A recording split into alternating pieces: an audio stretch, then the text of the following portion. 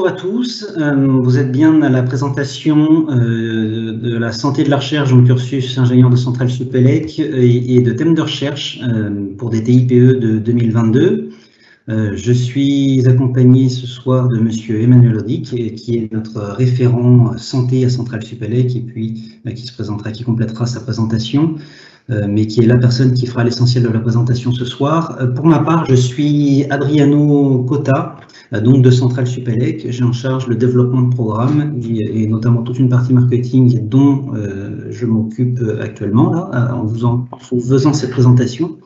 Avant toute chose, je tiens également à remercier l'UPSTI pour sa contribution à l'organisation de cet événement, puisqu'ils ont été un petit peu moteurs dans la diffusion de l'information et dans l'organisation de cette présentation.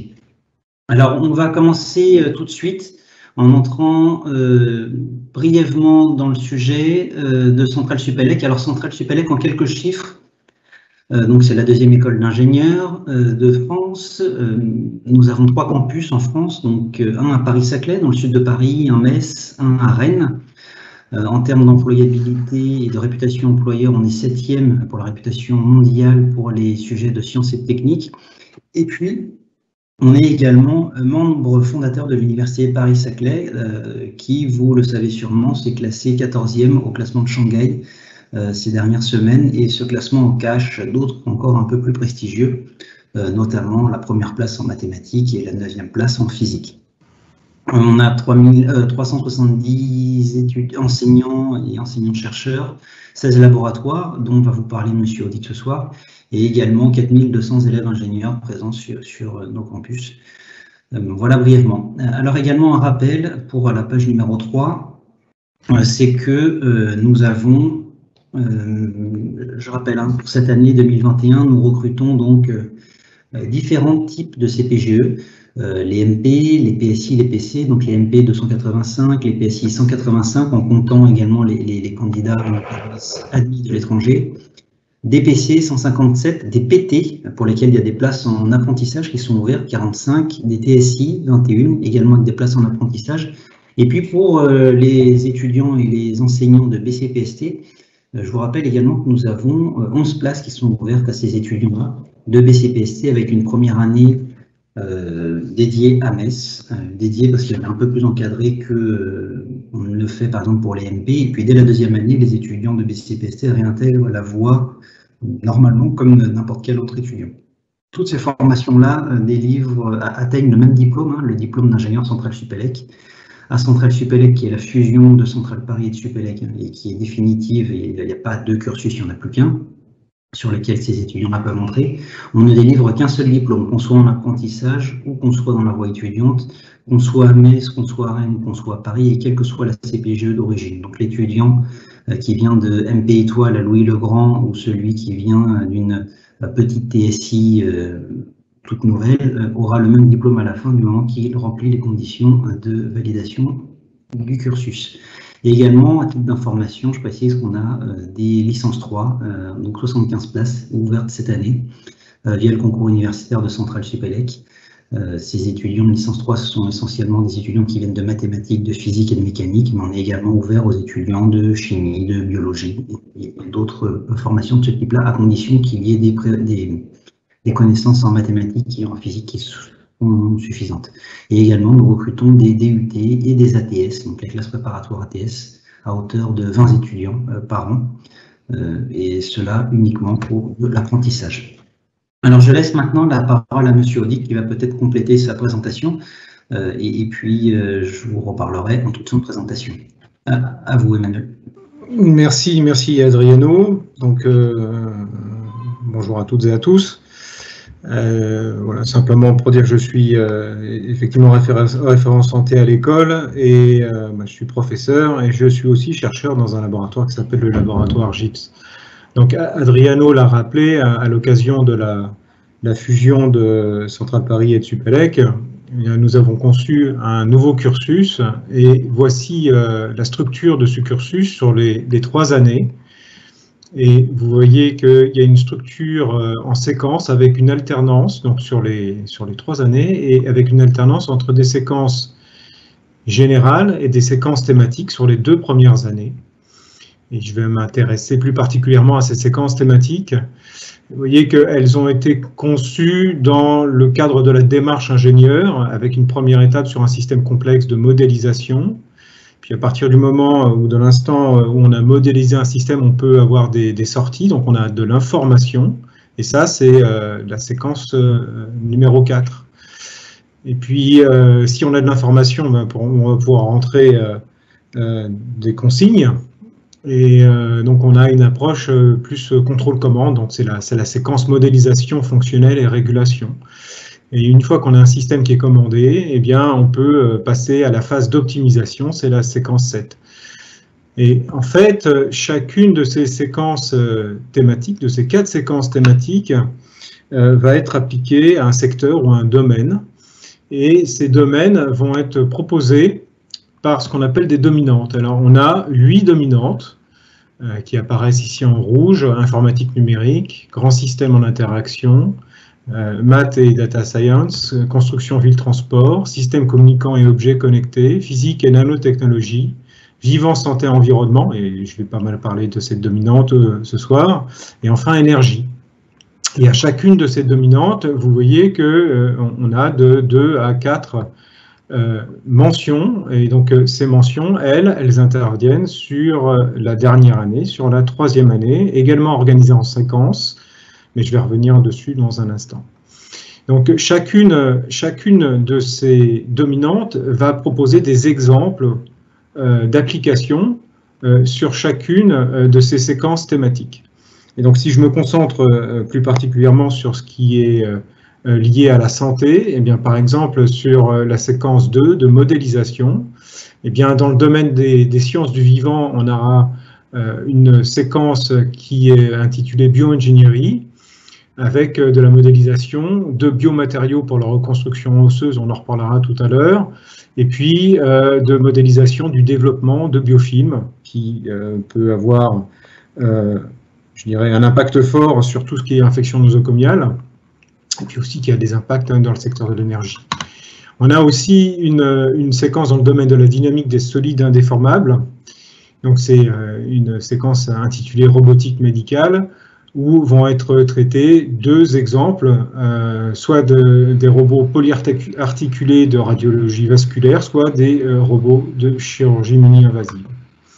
Si maintenant on s'intéresse à la séquence numéro 4, eh bien, il y a une proposition de séquence en biologie et statistique qui s'intitule Big Data et Santé, où il y a un certain nombre de sujets qui seront proposés aux élèves, soit une analyse du sommeil par électroencéphalogramme, soit des données de cohorte de patients pour identification des grandes tendances, soit du traitement de données sur les maladies infectieuses.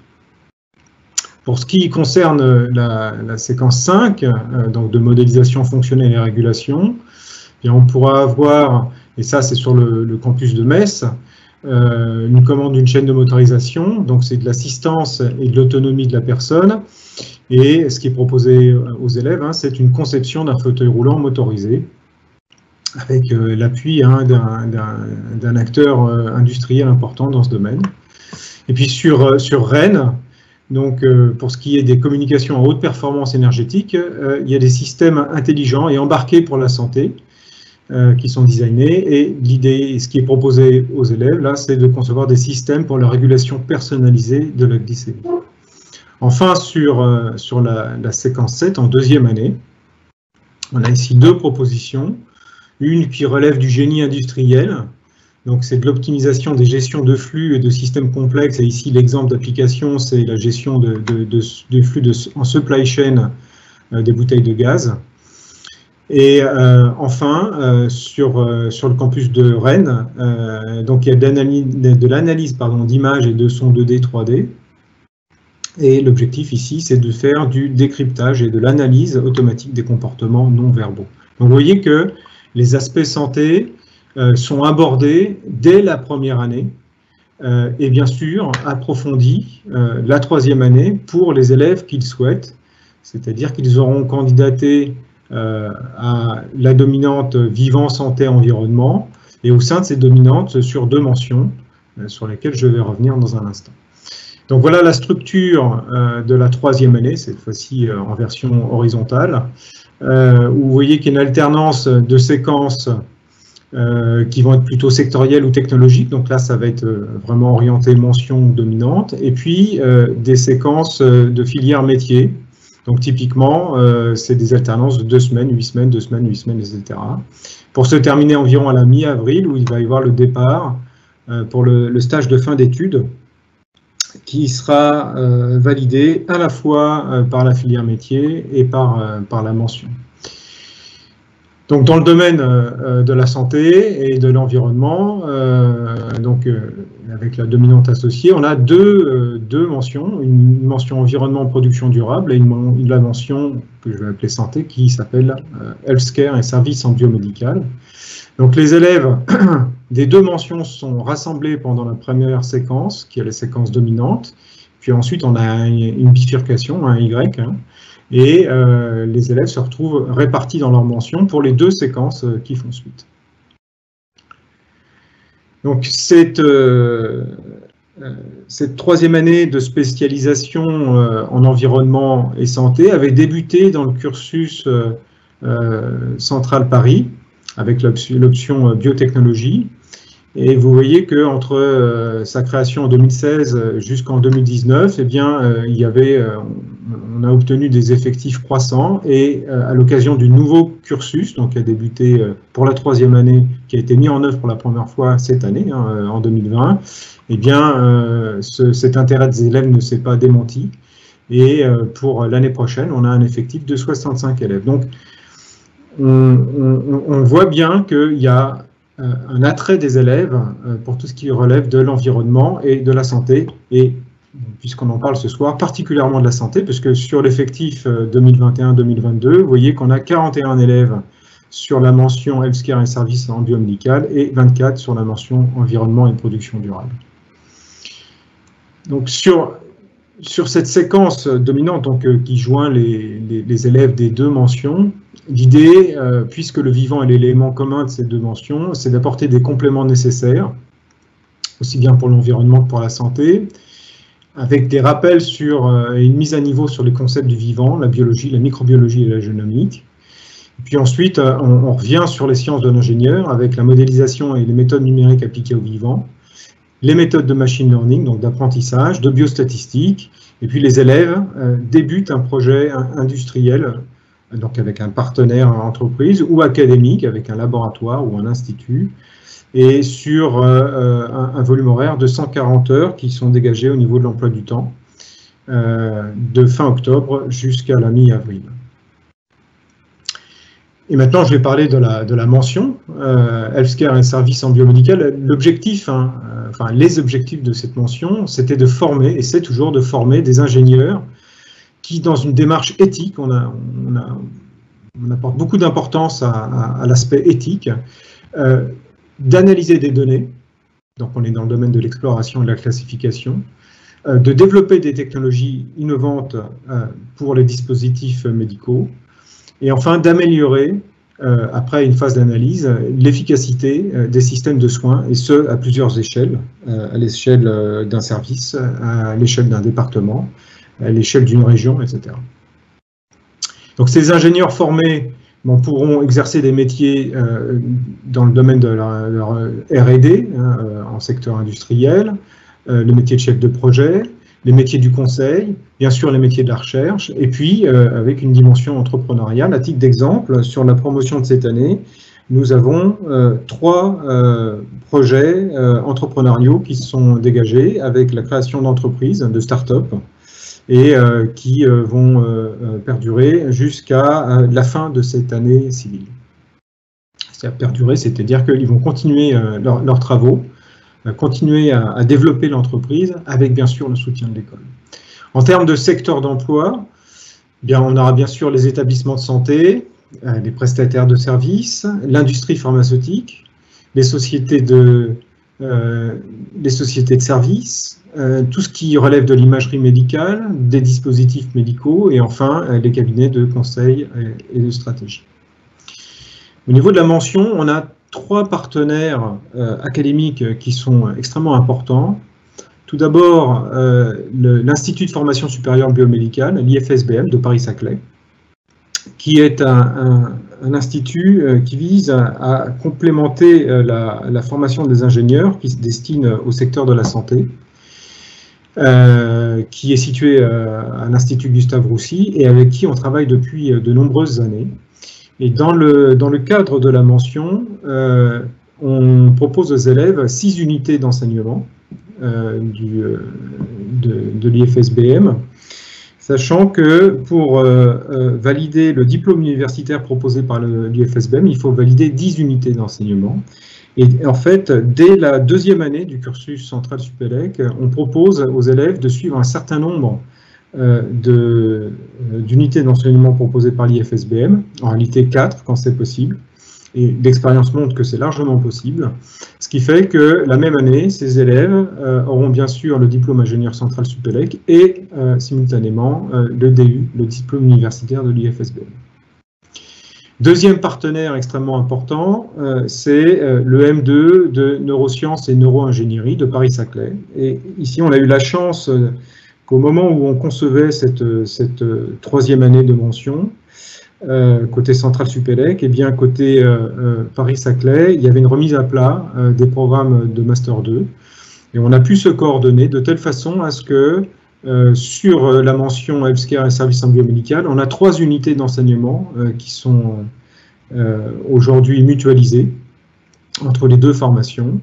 Et donc, on offre la possibilité aux élèves de l'école de s'inscrire simultanément au M2 de neurosciences et neuroingénierie de Paris-Saclay. Et moyennant la validation de 2 unités d'enseignement supplémentaires, eh bien, ils vont pouvoir obtenir le double diplôme de M2 de Paris-Saclay et d'ingénieur central Supélec. Le stage de fin d'études de l'école validant le stage de M2. Enfin, un 3e partenaire qui est la Fédération hospitalo-universitaire Hépatinov. Donc, une fédération hospitalo-universitaire, c'est la mise en réseau de services hospitaliers, de laboratoires de recherche et d'établissements d'enseignement supérieur. Et donc, on a participé à un concours proposé par la PHP pour la validation du FHU et on l'a obtenu. On est très heureux de l'avoir obtenu et donc nous sommes parmi les membres de ce FHU. Et le lien direct avec la mention, c'est que ce FHU propose une unité d'enseignement en bioconstruction et propose au travers de ses différents membres, services hospitaliers, laboratoires de recherche, un certain nombre de projets et même de stages à nos élèves. Donc, je l'ai indiqué tout à l'heure, dans les objectifs, analyse de données, développement de technologies innovantes pour les dispositifs médicaux, analyse et amélioration de l'efficacité des systèmes. Bon, on retrouve ça sur les 3 modules qui sont proposés dans le cadre de la mention, qui sont en fait des regroupements de cours. Et le premier, c'est le module de imagerie information, avec tout d'abord des cours qui sont mutualisés avec le master de neurosciences et de neuroingénierie, donc très orienté neurosciences, des bases physiologiques des neurosciences, des systèmes dynamiques et neurosciences computationnelles avec une approche beaucoup plus automatique, les technologies en imagerie médicale avec une grande partie d'imagerie fonctionnelle en s'appuyant notamment sur Neurospin et GE-Healthcare, du traitement d'images, du deep learning et du NLP pour le diagnostic et enfin de la bioinformatique. Sur le 2e module, sur les dispositifs médicaux, donc biodesign et bioengineering, c'est avec une partie immersion et puis à l'hôpital et une partie de présentation du parcours qui s'établit entre la bonne idée qui naît entre des ingénieurs, des chercheurs, des médecins, jusqu'à l'obtention de l'autorisation de mise sur le marché ou du marquage CE des dispositifs médicaux. Un cours sur les prothèses articulaires en chirurgie orthopédique et traumatologie, où on voit se croiser ici à la fois des médecins, des ingénieurs et un industriel qui produit justement ces prothèses articulaires. Les techniques physiques de traitement, où on a à la fois des systèmes de très grande dimension éprouvés technologiquement depuis les années 60-70 et qui permettent le traitement de nombreux patients. Et donc là, c'est le centre de protonthérapie d'Orsay. Et puis des traitements toujours liés à la physique, qui sont beaucoup plus émergents dans une démarche de recherche et de translation vers l'hôpital. Et donc là, ce sont toutes les technologies plasma froid. La partie actionnement pour le remplacement et l'assistance des fonctions pour la santé, ici en l'occurrence, ce sont des fonctions de motricité. Et le cours tourne beaucoup autour de l'exosquelette. Et enfin, le cours qui est proposé par le FHU et Patinov, qui traite de la construction de tissus et d'organes par bioingénierie, qui correspond en fait à une série de conférences avec un cours introductif, des conférences qui sont données par des experts au niveau international. Enfin, le troisième module de service en biomédical. Donc on a un cours d'organisation et de management de l'hôpital qui est donné en fait par les personnes qui sont en charge de la gestion de l'Institut Gustave Roussy. Technologie médicale et organisation des soins en médecine périopératoire. Donc ça, c'est une équipe de réanimation qui donne sa vision de cette organisation des soins. Objets connectés en santé et IoT, donc tout ce qui va être pour les dispositifs liés à la télémédecine. Et enfin, une série de journées découvertes et d'immersion sur, d'une part, le plateau d'imagerie médicale du Kremlin-Bicêtre et d'autre part, le plateau de radiothérapie de l'Institut Gustave Roussy. Donc, voilà en quelques mots le contenu pédagogique et scientifique de cette mention, avec bien sûr donc les laboratoires et instituts partenaires.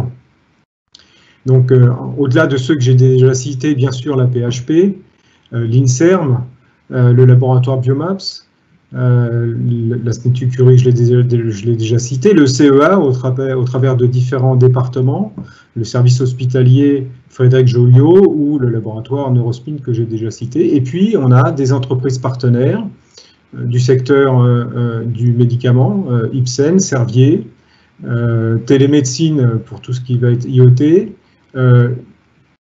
Nova Discovery, qui est une entreprise qui propose des essais in silico, donc qui vont permettre de déterminer si les essais cliniques doivent être engagés ou pas. Ces essais cliniques interviendront de toute façon s'il y a un développement du médicament. Et enfin, un cabinet de conseil en stratégie dans le domaine de la santé, CMI.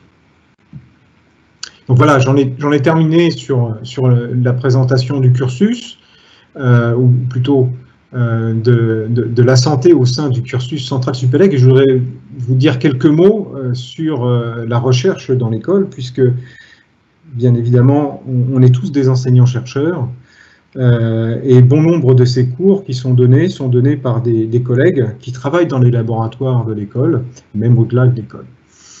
Donc, l'idée ici, c'est que si on fait le bilan, on a 7 domaines vraiment d'importance qui vont être les transports, l'espace, les nanotechnologies, l'énergie, l'environnement, les systèmes de communication, les systèmes d'entreprise, et bien sûr la santé et la bioingénierie.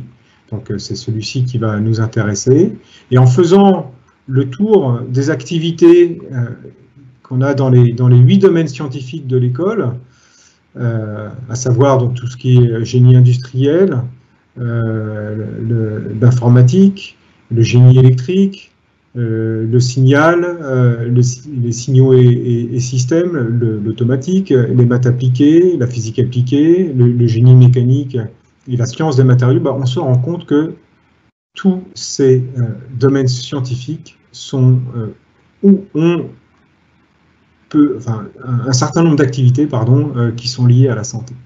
Ce qui fait que si sur les 16 laboratoires de l'école, eh bien, on en a 12 qui ont des activités de recherche liées à la santé.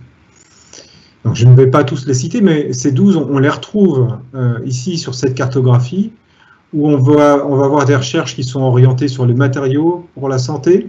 Donc, c'est le cas des laboratoires MSS Math, du LGPM, et du laboratoire SPMS, des laboratoires dont les activités sont orientées sur la santé au travers de l'imagerie et de l'information. Donc on retrouve le laboratoire de recherche en informatique, le laboratoire de signaux système, qui a développé un axe transverse santé vivant. Le laboratoire CVN, donc le centre de vision numérique, le laboratoire MIX, qui a développé un axe particulier qui s'appelle Biomathematics, l'IETR de Rennes, qui a une équipe, l'équipe FAST, qui travaille sur l'analyse faciale. Sur la partie dispositifs médicaux, on a 3 laboratoires qui travaillent, le laboratoire Lumine, lumière, matière, interface, le laboratoire EM2C et le laboratoire GIPS. Et enfin, sur la partie service, bien c'est le laboratoire de génie industriel qui travaille sur la santé. Alors, quelques exemples de recherche. J'ai essayé de prendre des exemples qui couvrent un peu l'ensemble de ce que je vous ai présenté en termes de cartographie, en commençant par le L2S, qui a une approche plus automatique, où vous voyez ici une boucle de régulation où à partir de signaux d'activité cérébrale, eh bien, on peut mettre en place une adaptation en temps réel d'un signal de stimulation, ici en émission de photons, pour une application au traitement symptomatique, par exemple, de la maladie de Parkinson. Dans le même laboratoire, il y a une exploitation des données massives, donc longitudinales et hétérogènes. Donc longitudinales, ça veut dire avec un suivi dans le temps, avec ces données qui sont issues de l'entrepôt données de santé, de la PHP. Et cette exploitation va avoir lieu dans le cadre d'une chaire via le développement de méthodes statistiques et de machine learning avancées pour un objectif de médecine personnalisée. Un autre type d'application, qui nous vient du CVN, avec donc une action qui s'appelle OPIS, Optimization, Imagerie et Santé. Donc il s'agit ici d'une analyse des scanners qui sont thoraciques, donc des analyses tomodensitogrammes, pour l'évaluation de la progression du Covid-19 ou de la Covid-19.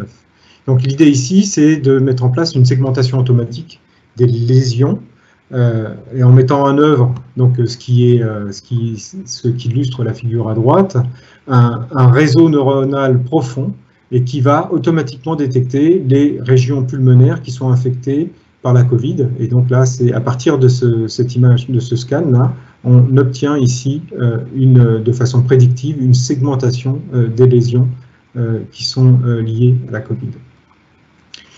Dans le domaine de l'électromagnétisme, on a ici un exemple de développement qui est intéressant, avec d'une part une phase stationnaire sur laquelle sont greffés des anticorps, une phase liquide en microfluidique dans laquelle on va avoir des anticorps qui sont également liés à des particules magnétiques, et on va pouvoir, par la liaison anticorps-antigène, fixer sur la phase stationnaire ces particules magnétiques et par réponse à la perturbation électromagnétique, avoir une réponse quantitative de la densité d'antigènes et donc avoir un système qui va permettre de détecter avec des échantillons de très faible volume des maladies infectieuses dans le sang, par exemple, des pathogènes dans le sang. Dans le domaine des matériaux, donc ici un exemple d'étude conjointe entre le LGPM et le laboratoire MSSMAT. L'idée ici, c'est dans le cadre de l'ingénierie tissulaire, de produire des hydrogels poreux destinés à la reconstruction osseuse. Et donc l'objet plus spécifique de l'étude concerne le mécanisme de formation de pores par un processus à partir d'un hydrogel de congélation puis de sublimation de l'eau. Et on observe ici sur le cliché MEB la structure qu'on obtient. Et ce qui est vraiment innovant ici, c'est toutes les étapes de caractérisation de cet hydrogel, avec une analyse cristallographique ici, qui révèle l'orientation spécifique des cristaux. Une étude par nanotomographie X de la distribution des pores, enfin de la taille des pores, donc c'est ce que vous avez ici, la fonction de distribution de la taille des pores. Et enfin, l'orientation des pores qui est représentée ici sur cette figure. Et puis une dernière illustration qui nous vient du laboratoire de génie industriel dans le cadre des travaux menés avec le SAMU sur l'évaluation et l'amélioration des performances des services d'aide médicale d'urgence sur différents termes. Vous voyez, on va du long terme jusqu'au très court terme, et les collègues ont travaillé en particulier sur les tâches long terme, sur la localisation et les capacités des bases potentielles. Et donc, il y avait également ici une collaboration avec l'IGN. Sur le moyen terme, avec la détermination des bases à ouvrir et du nombre d'équipes à affecter. Et enfin, sur le court terme, sur l'établissement de nouvelles règles de dispatching et de redéploiement d'équipes de SAMU. Donc voilà, j'ai essayé de balayer de la façon la plus homogène possible les activités de recherche qu'on a au sein du laboratoire. Elles sont extrêmement nombreuses. Les choisir a été assez difficile. Mais vous voyez un peu toute la diversité des travaux qui sont effectués à l'école. Et je vous remercie de votre attention. Et Adriano et moi sommes à votre écoute pour répondre à vos questions.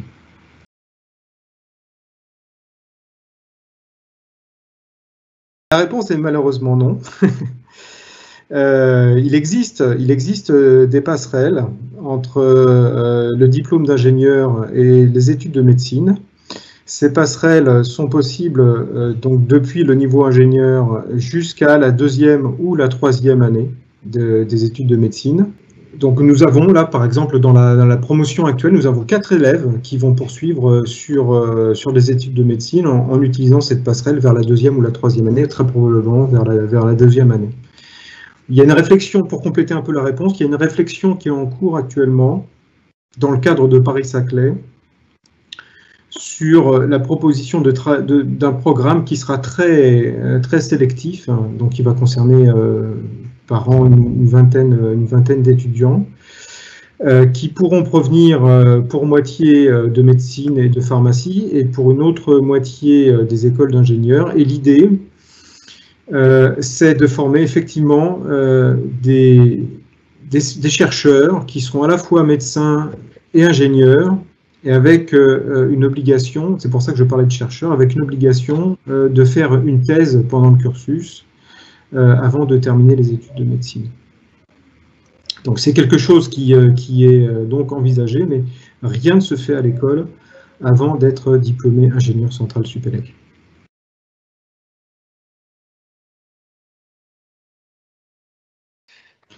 Ah ben, je reprends les slides. Là, vous avez le CVN, vous avez le L2S, hop, vous avez le laboratoire de recherche en informatique avec une activité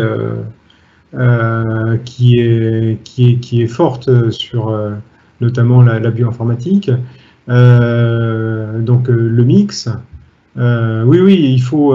N'hésitez pas à aller sur le site de l'école. Vous retrouverez donc dans les onglets recherche les coordonnées de ces laboratoires et il faut entrer en contact avec ces laboratoires. Il n'y a aucun problème.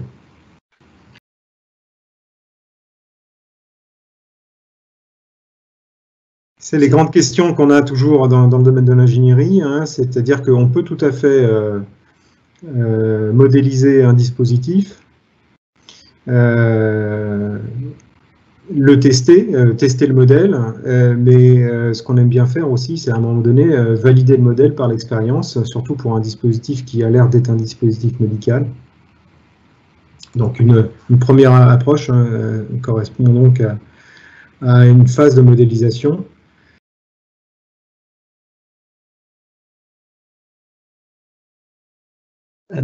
Auriez-vous des conseils sur le sujet du DIPE et sur la méthode de travail pour bien le réussir, Emmanuel? Alors, déjà rassembler le maximum d'informations. Et ça rejoint un peu la question de tout à l'heure, il ne faut pas hésiter à contacter les laboratoires de recherche. Moi, j'ai le souvenir d'avoir accueilli un élève, d'avoir même monté avec lui et pour lui des manips pour lui permettre d'obtenir des résultats qu'il a pu présenter en TIPE. Donc, voilà, il ne faut pas hésiter à contacter les chercheurs. Bon, les chercheurs ont beaucoup de travail, ils répondent peut-être pas toujours vite, mais en général, ils répondent. Et avoir une biblio à jour aussi, pour essayer de bien cerner le sujet avant de se lancer. Voilà, ça c'est les quelques conseils. Après, il y a des effets de mode dans les sujets. Est-ce qu'il est nécessaire de toujours les suivre? Je ne sais pas. En tout cas, le secteur de la santé est riche de ces sujets. Et j'ai parlé de laboratoires de recherche, mais dans les hôpitaux, vous avez des laboratoires INSERM qui peuvent être contactés également et qui sont très ouverts à l'ingénierie et aux sciences en général. Et en général, on est bien accueillis. Donc, n'hésitez pas à prendre contact. Et puis, bon, quand les conditions permettront, à visiter et aller voir ce qui se fait dans les laboratoires. Je ne peux que donner des conseils généraux qui sont d'abord bien montrer la valeur ajoutée que vous avez apportée sur un sujet, être le plus pédagogique possible, présenter les résultats étayés.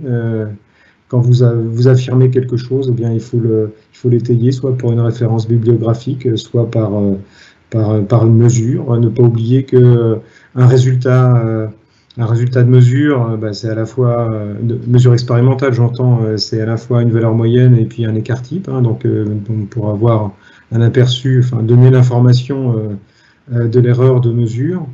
Voilà.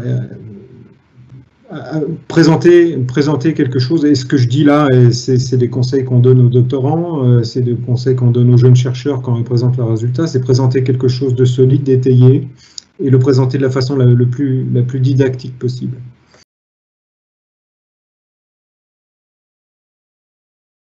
Il y a un certain nombre d'universités, aussi bien britanniques qu'américaines, ou dans le nord de l'Europe, où il y a des formations qui sont données dans le domaine de l'ingénierie biomédicale. Et on a un certain nombre d'élèves qui partent chaque année, donc soit dans le cadre d'une césure entre la 2e et la 3e année, soit dans le cadre d'un S8. Mais effectivement, oui, il y a en biomedical engineering, il y a beaucoup d'opportunités qui sont proposées par les universités étrangères.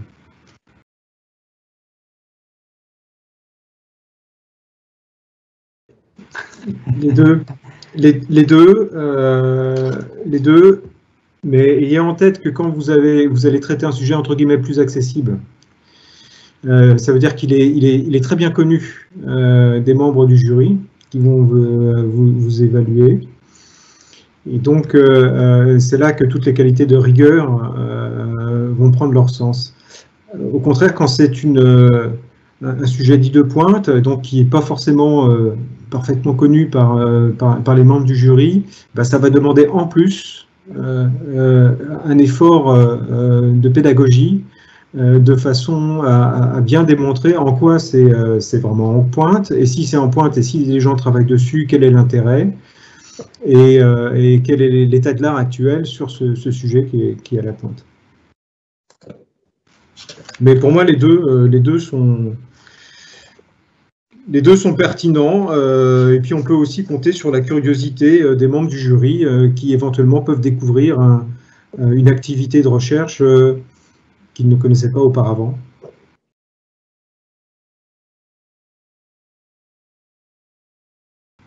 Non, pas vraiment.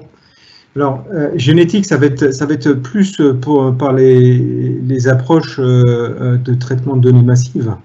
Donc les données génétiques font partie des données qui sont abordées par le biais pour la classification d'approches en machine learning, en apprentissage.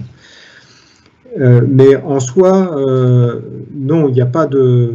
il y a des rappels, je l'ai dit tout à l'heure, hein, en troisième année, pour bien mettre à niveau tous les gens. Mais donc, il n'y a pas d'activité. Si c'est une activité de recherche spécifique, non pas en tant que telle. Et l'autre partie de la question, c'était sur une partie agronomique? Oui. Est-ce qu'on a une spécialité agronomie dans le cursus? Non, elle sera plutôt et très partiellement abordée dans la mention environnement de production durable. Donc ça va être plutôt sur la production durable. Mais ça va, encore une fois, bien sûr, avec une approche ingénieure. Hein. Alors, dans ce cadre-là, j'en profite également pour vous signaler, hein, à titre vraiment d'information, que nous avons un double diplôme ouvert avec AgroParisTech, notamment pour les BCPST qui nous écoutent ce soir. En fin de première année, vous pouvez candidater un double diplôme. Donc vous obtenez les deux diplômes AgroParisTech et Centrale Supélec. Vous faites votre première année à Centrale Supélec. En deuxième année, en fin de première année, vous candidatez à AgroParisTech. Finalement, vous finissez par faire votre cursus en 4 ans au lieu de 2, sauf que pour obtenir 2 diplômes de très grandes écoles. On a 5 places qui étaient ouvertes cette année. Voilà, c'est pas une spécialité en agronomie, mais on a une ouverture sur une école, la meilleure école, hein, AgroParisTech, pour le domaine.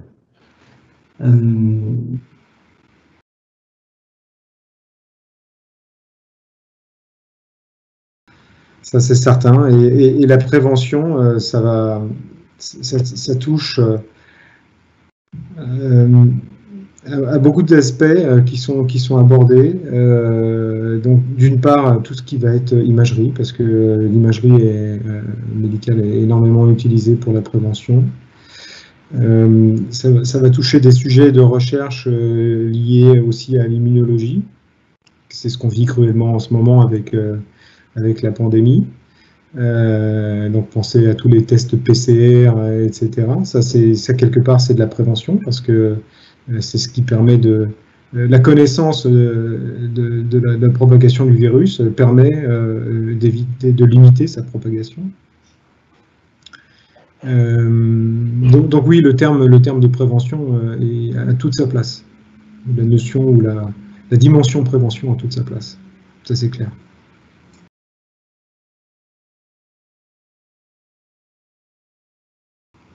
Je dirais l'originalité, ça rejoint un peu la question de tout à l'heure, pas le sujet bateau. Donc vous parlez du sujet, pas de la façon de le traiter. Donc le sujet, oui, je pense qu'un sujet innovant doit permettre de mettre en valeur vos qualités.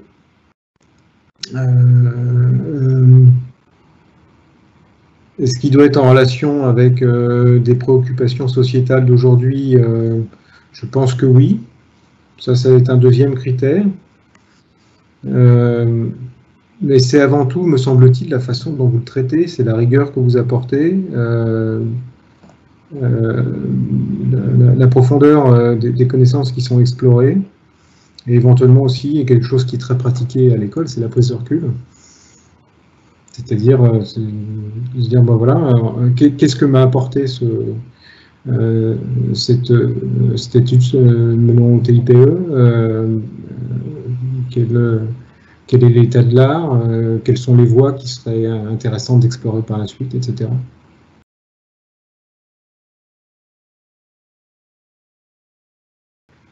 Ah ben moi, je vois bien des modèles prédictifs de pandémie.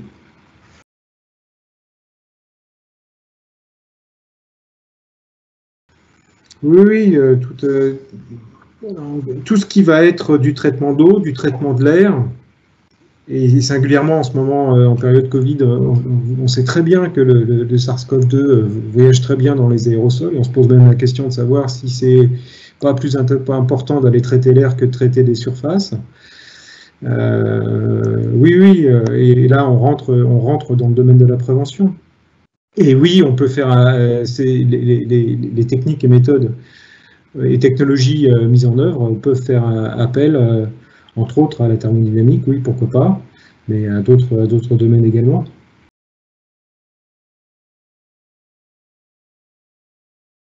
Ah bah, complètement. Moi, je suis dans un laboratoire de génie électrique, et donc une grande partie de notre activité est liée à l'énergie. Je n'ai pas cité cet exemple, mais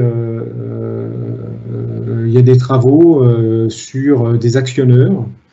Alors, donc l'actionneur, on rentre dans le secteur de l'énergie. Par exemple, un actionneur qui permet d'animer une pompe de circulation extracorporelle du sang dans le cadre d'un poumon artificiel. Et là, tout le travail d'innovation consiste à dimensionner des systèmes dont l'objectif est de réduire l'encombrement et la masse pour permettre à un patient sous poumon artificiel de circuler, c'est-à-dire d'avoir un système qui peut être contenu dans un sac à dos qui comprend la pompe, qui comprend donc l'oxygénateur évidemment, et qui comprend aussi tout le système de batterie intégré. Donc il y a différents étages dans ces dispositifs qui relèvent du secteur de l'énergie.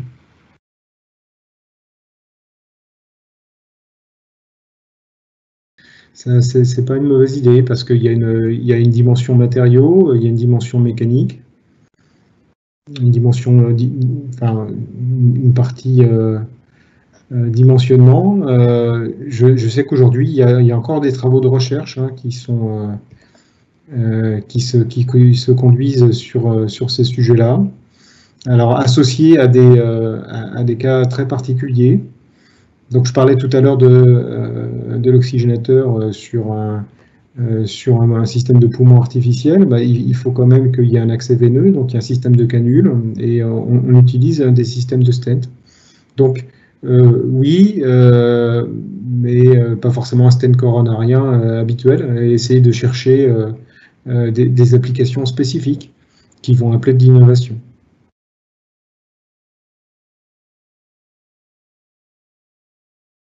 Moi, je travaille sur les plasmas froids.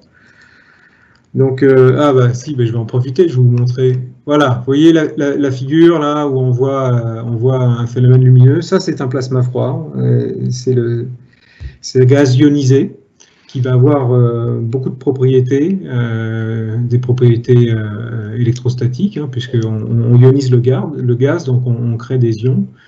Mais vous pouvez constater qu'il y a également des propriétés émissives, et notamment dans l'UV, qui peuvent être utilisées, puis des propriétés chimiques. Et on utilise beaucoup ces propriétés chimiques pour faire du traitement de surface, du traitement donc par exemple de la décontamination de surface, ou même du traitement de certaines tumeurs cancéreuses, lorsque celles-ci sont accessibles en surface, par exemple.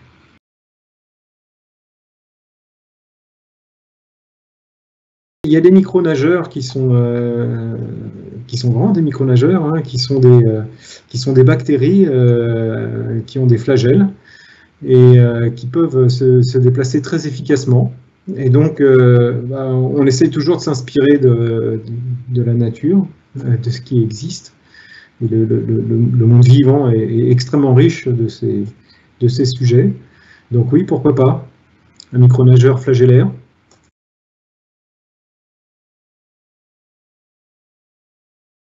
On a choisi 3 axes qui sont les dispositifs médicaux, tout ce qui va être du traitement de données, et enfin sur l'efficacité des dispositifs de santé. Donc je pense que, mis à part les effets de mode, et donc l'IA c'est extraordinaire et ça donne des résultats extraordinaires, donc on ne peut pas nier que l'engouement actuel est justifié, mais ces 3 axes me semblent être fondamentaux. Et donc avoir développé un TIPE sur chacun de ces axes me paraît être intéressant. Mais vous allez retrouver, alors pas vraiment sur le dispositif médical, encore non, c'est faux ce que je dis, vous allez retrouver la prévention et le traitement sur ces 3 domaines.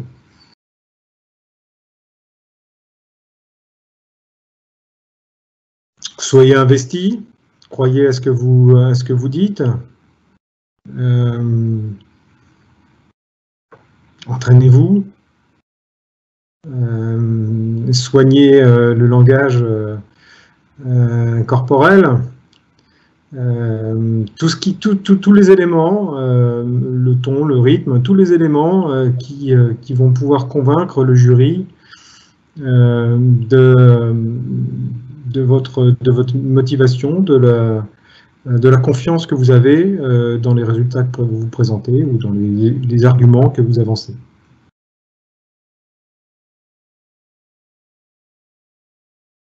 Ah oui, tout à fait. Ouais. Vous allez les retrouver. Hop, voilà. Vous allez les retrouver au L2S. Vous allez les retrouver au CVN. Donc voilà. Dans ces deux laboratoires, vous allez pouvoir les retrouver au MIX également.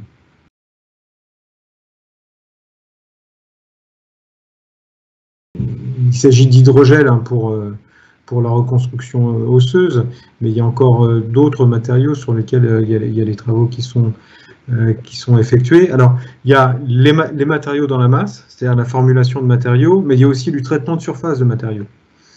C'est-à-dire que, est-ce qu'on va, par exemple, essayer d'augmenter ou de réduire l'énergie de surface? Est-ce qu'on va avoir des matériaux qu'on va pouvoir fonctionnaliser? Donc fonctionnaliser voilà, sur l'exemple précédent ou de façon à pouvoir greffer des anticorps. Est-ce qu'on va pouvoir avoir des matériaux qui vont réagir à la lumière? Est-ce qu'on va avoir des matériaux qui vont être favorables à l'adhésion bactérienne ou pas? Est-ce que voilà, il y a beaucoup de travaux qui sont conduits dans ce domaine. Et je me restreins à la santé. Parce qu'après, si on, dans le domaine de matériaux, si on va vers l'énergie, on a énormément de travaux qui sont aussi conduits.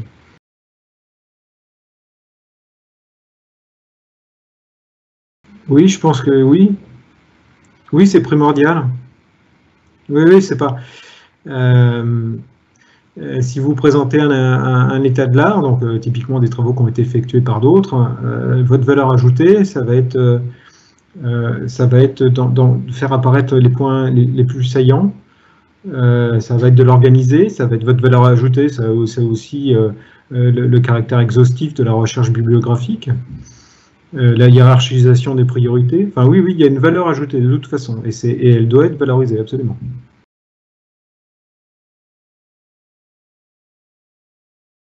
Pourquoi pas, oui. Il y a eu des attaques massives assez récemment et on voit très bien dans quel embarras. Les données patients sont des données vraiment très particulières et la cybersécurité a un rôle à jouer ici.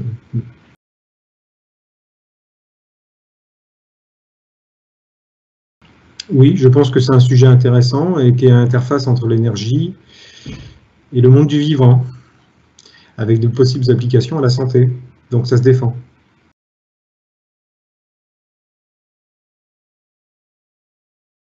Non, alors la première partie de question, non, la réponse est non, il n'y a pas forcément une manip. Et je suis un expérimentateur, hein, donc je le regrette, mais il n'y a pas nécessairement une manip, c'est l'élaboration d'un modèle. C'est un sujet, c'est un outil de recherche. Bon nombre de collègues conduisent des recherches sans faire une seule manip. Donc voilà. Et la deuxième partie de la question, je pense que c'est intéressant de donner son avis, d'avoir un regard critique bien sûr constructif. C'est ça qui peut être la touche personnelle.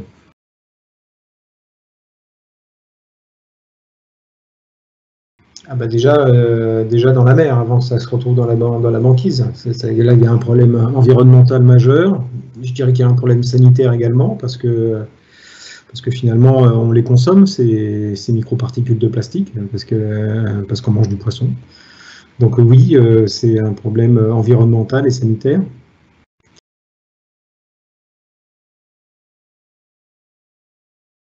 Il y a toute la partie qui sert à produire le plasma.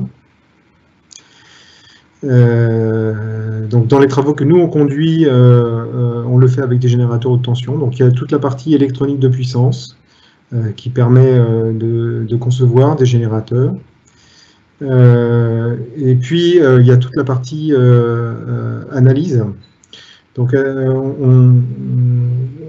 on étudie les systèmes grâce à ces différentes propriétés, à commencer par les propriétés émissives. Et donc, on utilise des spectrographes avec des caméras pour faire de la spectrométrie et de la spectroscopie d'émission. Donc avec ça, on arrive à remonter aux propriétés du plasma, c'est-à-dire la température des électrons, c'est-à-dire leur énergie, la température du gaz, et moyennant des calibrations, des densités d'espèces réactives à courte durée de vie. Il y a aussi toute une métrologie chimie, puisqu'on va produire des espèces qui peuvent avoir des durées de vie plus longues, et donc on peut les analyser par spectro d'absorption, UV, infrarouge à transformer de Fourier. On peut analyser des espèces chimiques par chromatographie couplée à la spectro de masse, etc. Donc voilà, il y a toute une partie métrologie gaz qui est assez importante. Et puis, on produit des espèces chargées qui sont susceptibles de stocker sur des matériaux isolants. Donc, il y a tout un développement de technologiques pour caractériser la tenue de la charge sur les isolants ou éventuellement leur injection dans des isolants polymères fins. Voilà, donc oui, effectivement, il y a pas mal de technologies autour de ces sujets.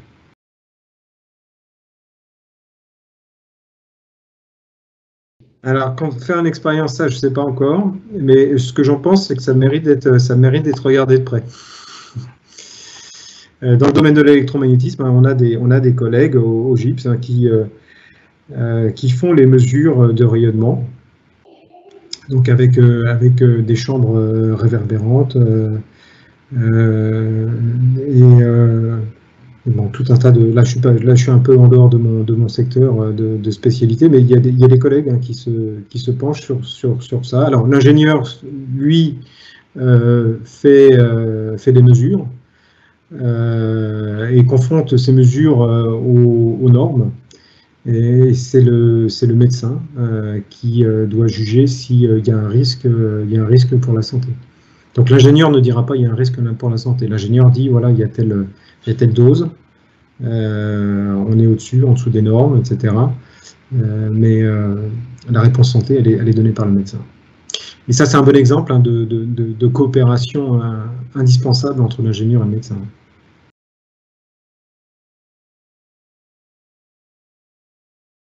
Non, en termes de santé, les nanotechnologies, c'est extrêmement riche. C'est extrêmement riche en positif et en négatif. C'est-à-dire qu'on sait que la manipulation des nanoparticules présente un risque. On sait que ça présente aussi des intérêts majeurs pour de l'innovation dans le cadre de la santé. Oui, c'est intéressant.